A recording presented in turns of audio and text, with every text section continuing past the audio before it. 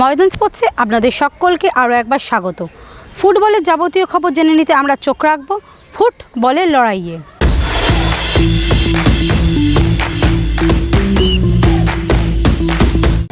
পুলিশের জালে ধরা দিল মোহনবাগান, তাই কলকাতা লিগে হার দিয়ে যাত্রা শুরু সবুজ মেরুন ব্রিগেডের। পুলিশ এসির কাছে 1-0 গোলে হেরে গেল ডেগি কার্ডোজো ছেলেরা।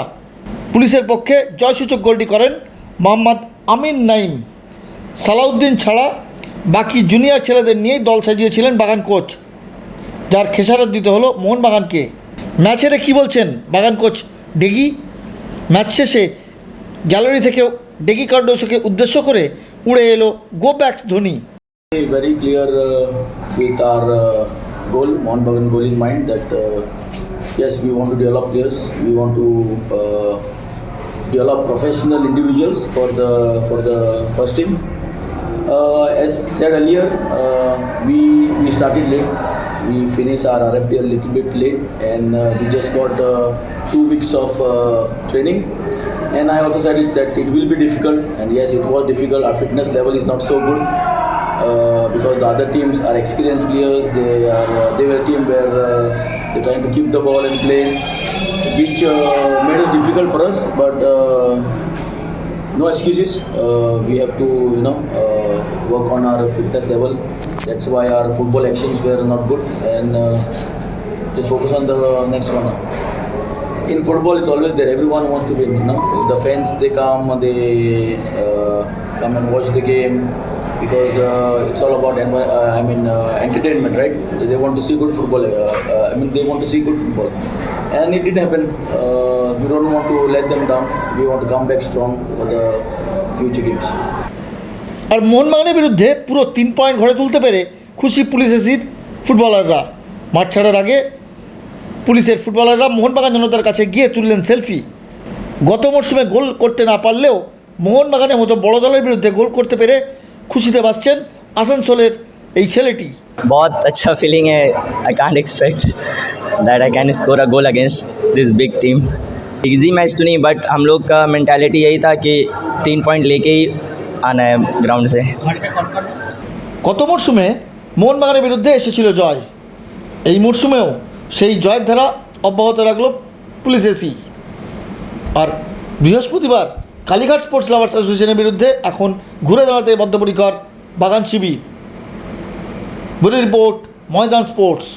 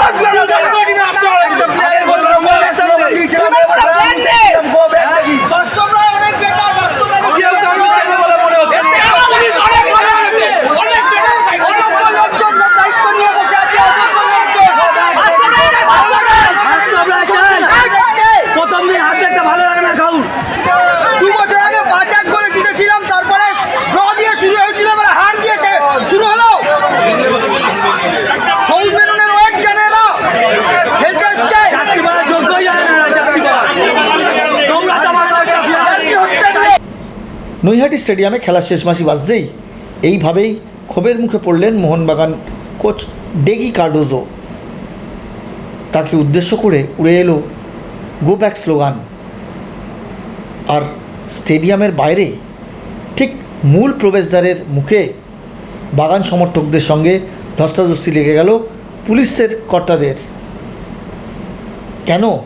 শোনা যাচ্ছে নাকি মোহনবাগান জার্সি ছিঁড়ে দিয়েছেন পুলিশের সমর্থকরা, তাই পুলিশের সঙ্গে লেগে গেল ধস্তাধস্তি, মৃদু লাঠিচার্জ করতে হলো। তবে মোহনবাগান জনতা কি বলছেন ম্যাচ হেরে? এই দল কি ডার্বির জন্য প্রস্তুত? পুরো ফালতু ম্যাচ। এটা কোনো খেলা বলে গণ্যই করা হয় না, ঠিক আছে? এটা কোচিংয়ের কোনো একটা মানে মা বাবা একা করে দিচ্ছে। পুলিশ আসছে, এটা কোনো মানে হয়? হ্যাঁ, এটা টিম।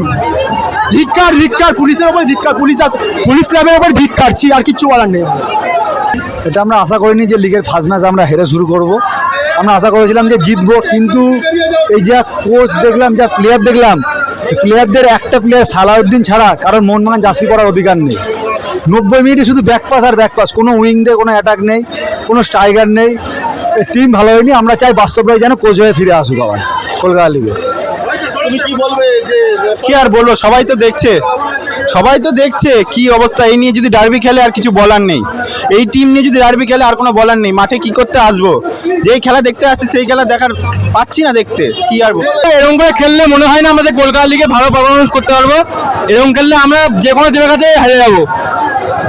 টিম ম্যানেজমেন্টকে বলবো আরো ভালো করতে হবে, আর টিমে এইসব বাচ্চা প্লেয়ারদের হবে না। এটা সিএফএল, এটা জাতীয় লিগ না। এখানে কে কখন ভালো খেলবে তা কেউ জানে না, ঠিক আছে। ম্যানেজমেন্টকে আরো ভালো করতে হবে। খেলা হারজিত আছে, আমরা মানছি, তা বলে জার্সি ছিড়বে আমাদের মোহনবাগান জার্সি, আমাদের মায়ের সমান। এই শতাব্দী ক্লাব, প্রাচীন ক্লাব আমাদের মোহনবাগান, সেই জার্সি ছিঁড়েছে আমাদের। পুলিশি নিরাপত্তায় শেষ পর্যন্ত মাঠ ছাড়তে হলো ডেগি কার্ডোজোদের। ব্যুরো রিপোর্ট, ময়দান স্পোর্টস।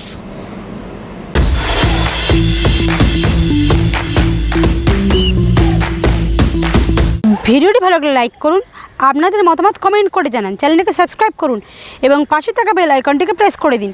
ভিডিওটিকে শেয়ার করুন। দেখা হবে আবার পরের ভিডিওয়ে।